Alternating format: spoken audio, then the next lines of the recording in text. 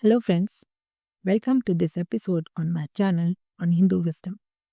In this episode, we will discuss the Kama Vijay Katha of Sri Narad. Actually, it is supposed to be the story of Ahankar Vijay rather than Kama Vijay.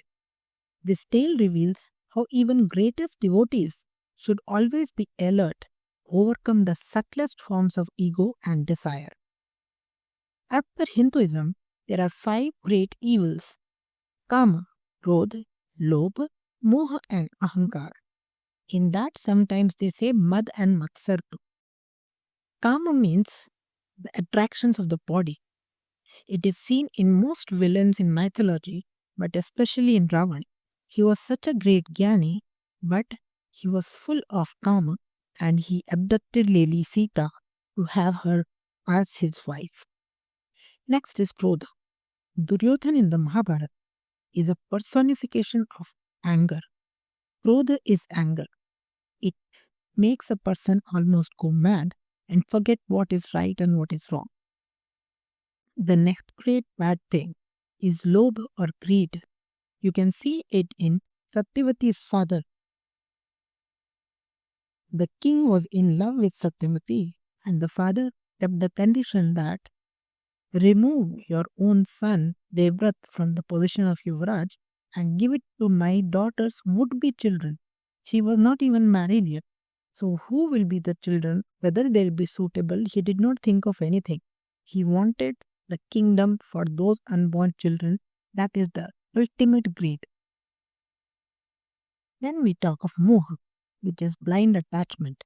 Dhritarashtra's Putra Moha in Mahabharata is an example of blind attachment. He doesn't see right from wrong, he just prefers his own son. The last one, Ahankar. Bhishma, Drona, Drupad, and Karna are great examples of Ahankar. Bhishma wanted people to say that he kept his own pratigya. He did not care that millions of people are dying because he is supporting the wrong king. But he wanted to keep his pratigya because his own personal ahankar was greater than the good of the whole world. Same way Dronacharya's ahankar was hurt when his childhood friend Drupad did not treat him as a friend after growing up.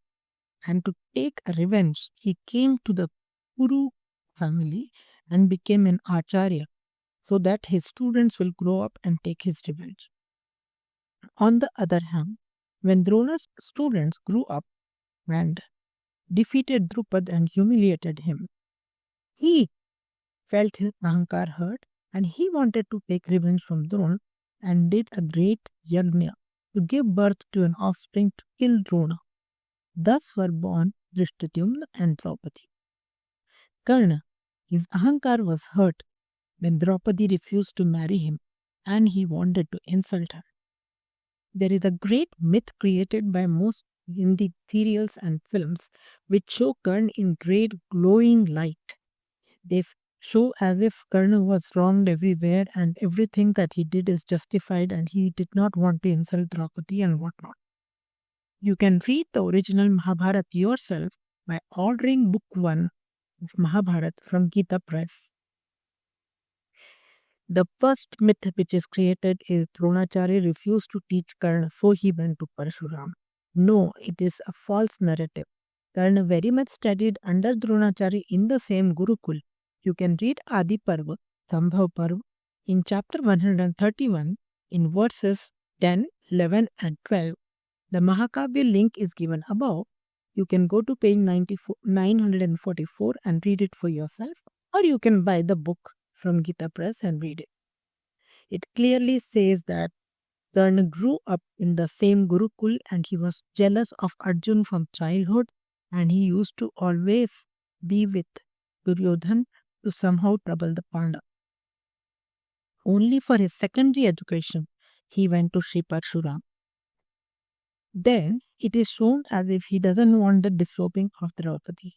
But actually Karna is the one who instigates the whole thing. You can go on the above link to Sabha Parva. Dyut Parva, chapter 68, 27 to 38 verses will show what Karna is speaking. In the 38th one, he says to Dushasan Actually, Vikarna was opposing the disrobing. That time, Karna says to Shasan, this Vikarna is a fool and he's talking like he's very knowledgeable. You go and remove the clothes of Pandavas as well as Draupadi. It was Karna who said it. Now, these five evils, that is Kama, Krodha, Lobha, Moha, and Ahankar, are intensified because of any kind of bodily intoxication or mind intoxication. Bodily intoxication can be created by drinking, smoking, tobacco, any kind of drugs. Intoxication of the mind results from a position of power, wealth, etc. So these five evils will lead to the downfall of the devotee. These five evils can be controlled by walking any one of these paths: Bhakti Marg, Jnana Marg, and Karma Marg. And these paths are not mutually exclusive. We have seen the great Shankaracharya. He is the greatest Jnani. At the young age of 32, he has penned down so many grantha. And Karma Marg, because he walked around all India spreading the Sanatan Dharma. You can see Lord Hanuman. He is the great Bhakt of Lord Ram. So he is on the Bhakti Marg. And regarding Gyan, the Hanuman Chalisa says, Jai Hanuman, Jnana Gunasala. Of course, he walks the Karma Marg also. He is the one who jumps across the ocean to find out about Lady Sita. So coming back to Narad, Narad is the celestial sage. He is the son of Brahma and he is the great devotee of Lord Hari or Lord Vishnu. He is always surrounded by divine opulence, but his mind is always in the feet of Lord Vishnu. He never diverts from his path. He goes around the world going on praising Lord Vishnu and telling his stories. He would go into deep meditation often, and Lord Indra got worried that he will surpass me. Hence, he ordered Kamadev to go and disturb him. Once Narad was in deep meditation under a tea tree, and under the orders of Indra, Kamadev approached him with his bow of flowers and started frying his arrows like very pleasant winds, very beautiful sounds, beautiful weather, lovely flower, fruit, birds. But nothing could disturb the mind of Narad, who was deeply in meditation on Lord Vishnu. Finally, Kamadev accepted his defeat and walked away. When Sri Narad came out of his meditation, the gods bowed before him and said, You are greater even than Lord Shiva, because you have not only defeated Kama, but you did not get angry doing this. Because when Kamadev attacked Lord Shiva, he did not get disturbed by Kama, but he got Krodh. So, this praise led to a subtle ahankar inside Narad. He started thinking, Oh, I am greater than Shiva himself. Very proudly, he went to the abode of Lord Shiva, and though he was bowing before him, in his heart he felt, I am superior. He told his achievement and said, O Lord, I did not even get angry. Lord Shiva immediately realized that he has been hit by ahankar now.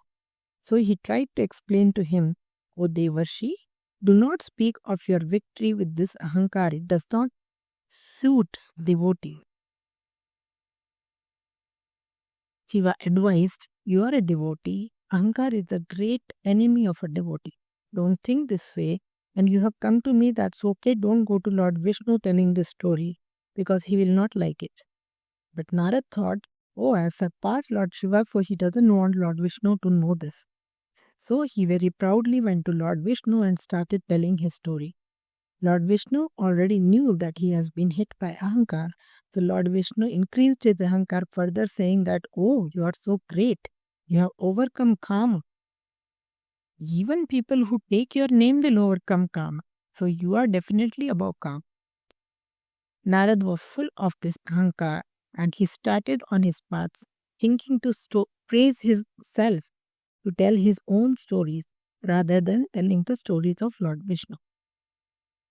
As he was walking along, he came to a great opulent city where there was a Swayamvar being arranged, where the princess would choose her husband.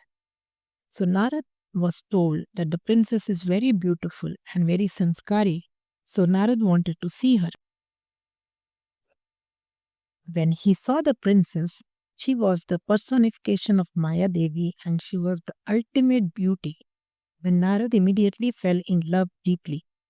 Inside his mind, he pictured Lord Vishnu and said, "Oh, I am greatly in love with this beauty.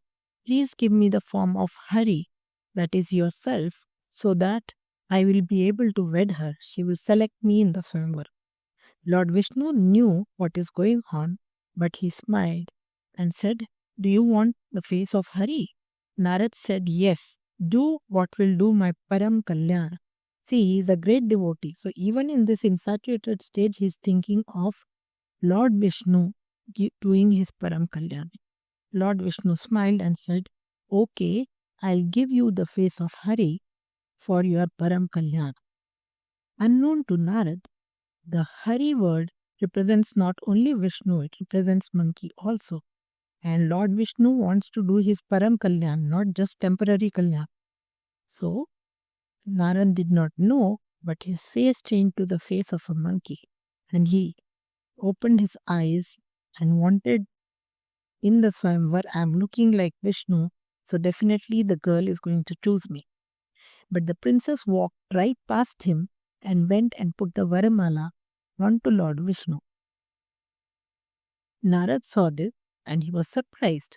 When he saw his face in the mirror, he realized that I have the face of a monkey. He got very angry. He thought Lord Vishnu had tricked me. I was in love with this girl and he wanted to marry her. So he insulted me and humiliated me by giving me the face of a monkey. He immediately confronted Lord Vishnu and said, "You were jealous of me. You wanted to marry this girl. You insulted me and I have lost the love of my life because of this. So when I will curse you, when you will be born into the world, you will be also separated from your love and you will have to take help from monkeys because you have given me a monkey face." Lord Vishnu said, "My devotees' words never go to waste." This will happen in Ram Avatar. Narad looked around and Swayamvar and girl, everything disappeared. They were at the Kshetrasagar. Narad immediately realized what a blunder I have done. He fell to his knees and asked for forgiveness. He said, "You are my Lord and have cursed you. Please forgive me. Please forgive me." Lord Vishnu said, "I am not angry. I wanted you to come out of that ahankar. So I did this for your Param Kalyan." After this, Narad got back to his right path and started his regular routines once again of being a great devotee. This brings us to the end of this episode. If you like this channel, please subscribe and share it with your friends. Till we meet again, Jai Shri Radha Krishna, Jai Shri Sita Ram. Namaskar.